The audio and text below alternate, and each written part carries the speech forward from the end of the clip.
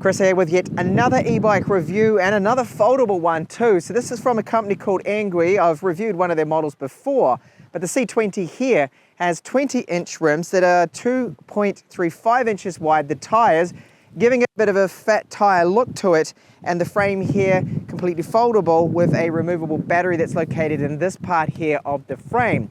So it is a 10 amp hour battery that they claim should be able to get us up to 80 kilometers the range, which seems to me a little bit far-fetched, and I do actually know the result, which I'll let you know at the end of this video. So we have Shimano 7-speed gears with this particular model. The rear hub motor is 250 watts, and it can motor us up to a top speed assisted and with the twist accelerator of 25 kilometers per hour. It does have a front shock. The brakes on this model too mechanical disc brakes, 160 millimeter, pretty standard there. So in this review, I'll let you know all the pros and the cons here of the C20. I like the tires on this. They are just road tires, but they're wide. They're 2.35 inches wide instead of the typical 1.95 and 20 inches. They're no brand tires, however. Does come with a sturdy kickstand that does not rattle. Pretty standard cheap front shock here that does give us about 2.5 inches of travel, which is better than nothing. We have a front headlight, which does have a magnifying lens over it, and it is quite bright, good for safety. The C20 has foldable pedals, so you simply need to press them in the middle here and they can fold up and down. They're made out of a strong plastic on the outside and then alloy in the middle. There is a 10 amp hour removable battery within the frame right here. I'll show you it shortly. And this is where we charge it. So the charging port here on the left side, and charge time is about 6 hours. Now this little rubber cap doesn't even seal over properly. It keeps coming out on me. It's not really going to do much at all, but at least it is there, but it feels a bit cheap. Other areas I've noticed where they've cut corners is the finish around the frame here. It's very uneven. It's just like they've been grinding away at it, and they don't really care if it's perfectly flat, if it's all up and down and over the place, not an issue. The paint job, a matte gray here, does at least feel reasonably good, but you can see lots of imperfections in the frame. The seat post does have a quick release here, and you can raise the height, so it will cater for short riders and tall riders. I'm 182 centimeters tall, and this can go even higher for people that are 200 centimeters, for example. And we have a reflector here on the rear. It does use a speed sensor, which is right here on the crank, so it detects when you're pedaling, then gives you the pedal assistance. There are no levels, it's just a set level that it has. You can't adjust this. The crank at the front has a plastic chain guard around it, and it does have 48 teeth. A 7-speed setup here from Shimano. It is their tourney, which is very entry level and standard, and it does have a protector here so the derailleur is not going to get knocked around. It does seem that mudguards could be fitted to it. There is a hole cut out for that, and you'll notice some more imperfections with the frame around here. This is uneven, that's not symmetrical. The finish right there, which makes it look a little cheap. Now the fold right here I do like. This is very strong, good welds around it. There's a little tiny security latch here, so you need to press that forward, and then you can pull that back and proceed to flip the bike around. So once it's folded in half and then the handlebars down, you can see it fits into the boot of the car or under a stairwell, so great for storage.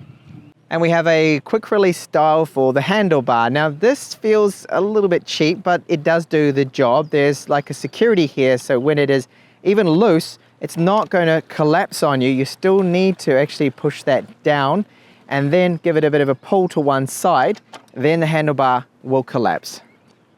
So the bike does weigh 24 kilos, and it is catering for rider heights of 165 to 195 centimeters. The handlebar height is adjustable right here. There's a quick release. We've got our front brake. This is the lights, which you can leave always on if you just keep it pressed in. It's for the front light only. And then our horn, which does have a very loud buzzer.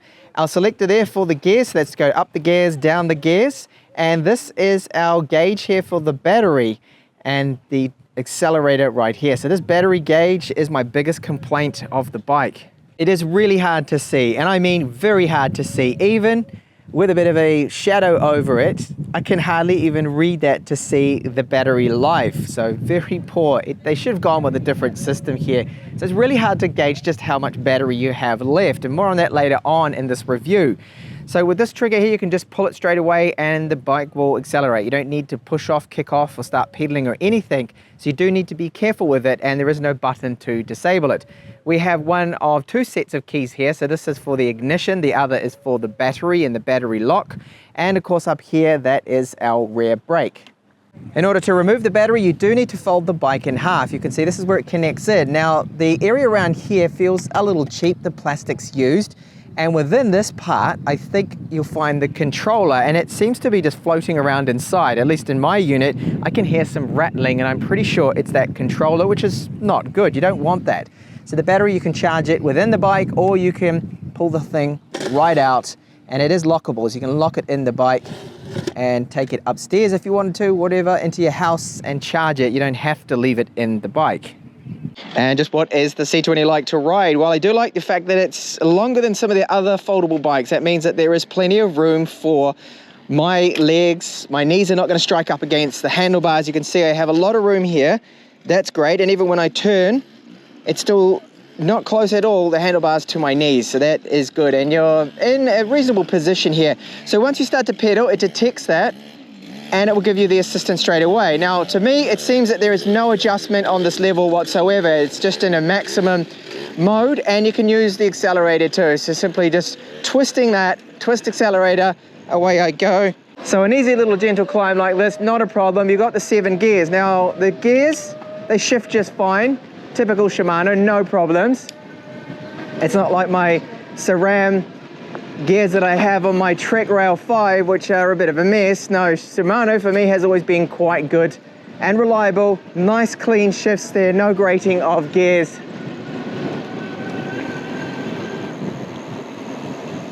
Now the motor does make a bit of noise. I wouldn't rate it as one of the quieter motors that I have ridden. It certainly can be heard. And you probably hear it right now with this gentle little climb that I'm doing. So I'm doing this in the 5th gear, and it's absolutely no problem. Now they claim that it can handle climbs of up to 20 degrees. I will be putting that to the test now as I head towards my climb test spot. But just before I do get to that spot, what about the top speed? Now looking at my GPS here, I'm currently doing about 25 kilometers per hour. And to cycle over 25, I'm in the top gear here, the 7th gear, and push real hard. It is harder to get over that speed. I'm doing approximately 27 now kilometers per hour. I can just maintain that, and the motor is doing nothing, of course. Once you go over 25, it cuts out. And the climb spot, so this is about 25-30 degrees, and I put it into the 5th gear, 4th gear here, and it's able to go up this no problem so far with the 250 watts.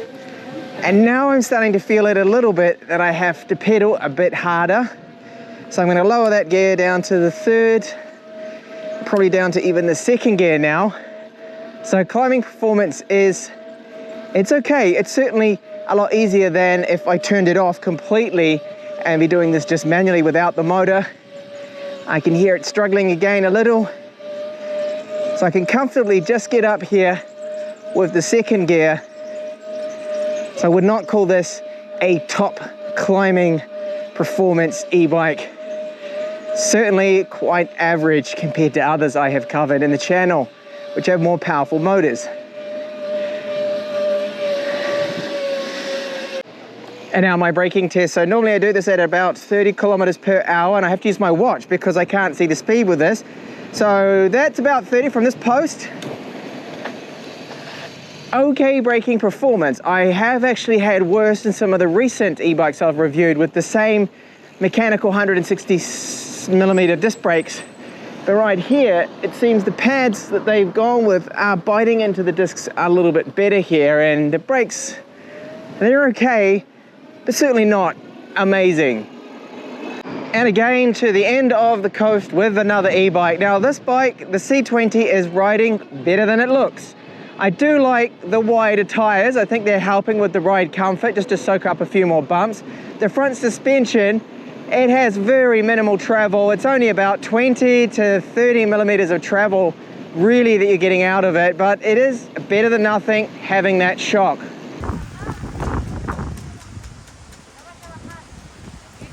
Now, what about the range of this e-bike? They say that it can get up to 80 kilometers from a 10 amp hour battery with 20-inch wheels. I just knew that that was never going to happen. But you're realistically looking at about half of that, okay? So 35, 40 kilometers is what I'm able to get out of this. And it's very hard to actually gauge the range with it because each one of these bars does represent 25% on the little gauge that we get, but it's so difficult to see. Even if you use your hand to shade it, even now I can barely see that because it's green there too. And it's very unreliable, that gauge, because at first it was showing me I had 100% battery after doing 20 kilometers, and I thought, wow, that's amazing. And then after doing one climb, it had dropped down 1 bar and even gone down to 2 bars, so it's very inaccurate too. I think it's just based off the voltage there of it. So I did use a lot the twist accelerator, and if you don't use it so much, then I guess you might be able to squeeze a little bit more out with the range there. So what are the things that I like about this bike? I do like the fact that, yes, it's foldable. I like that they've gone with these tires that are slightly wider than normal. Normally we get about 1.95 inch wide tires on the 20-inch bikes, right? But this one's 2.35, so it gives it a little bit of a fat tire look to it, fat wheel look, but not quite like the 4-inch ones, of course. And then the frame of it makes it look like it's a very solid, sturdy bike. Now, the welds and the way it joins up here are good, but the frame quality, I've noticed some rough patches, some areas that could be a little bit better. Some parts do feel a bit cheap around where the battery is located, some of the plastics used, and also it feels like the controller inside here for the battery is rattling. If I just give it a bit of a shake, I can hear it rattle all the time. That is annoying. Now, the front shock doesn't rattle, and it's certainly better than nothing. It gives us about 2.5 inches of travel, which is fine. The brakes, they're okay, just average. Mechanical disc brakes. I know I rant on about them all the time in my e-bike reviews, but normally they put very poor brakes on these bikes, and the first thing I would want to do is just upgrade straight away. We do get a powerful front LED headlight, which is good, and reflector on the rear, and the 7 gears means that climbing is a bit easier thanks to that. Now, the climbing performance of the C20 here I would not rate as the best compared to other 20-inch foldable e-bikes. I would say it's average. You do have to put a bit of effort into it, but it's not that bad. You can lower it down to, say, the 3rd gear, 2nd, and you're able to get up some of those more steeper climbs. So overall, for the price it sells for, which is about 600 to 700 euros, I don't think it's too bad, but there are certainly better models out there if you do spend a little bit more. Some areas of the bike, as mentioned, just feel a little bit cheap, and it does weigh about 24 kilos, which, you know, is kind of standard there for an e-bike like this. Oh, and the seat. It is comfortable, nice and wide, so that's another positive there. It's just not an ultra high quality bike from them, but overall, it's good, and I've definitely enjoyed my rides with this bike. It certainly rides a lot better than it looks. So thank you so much for watching my review here of the C20 20-inch foldable e-bike.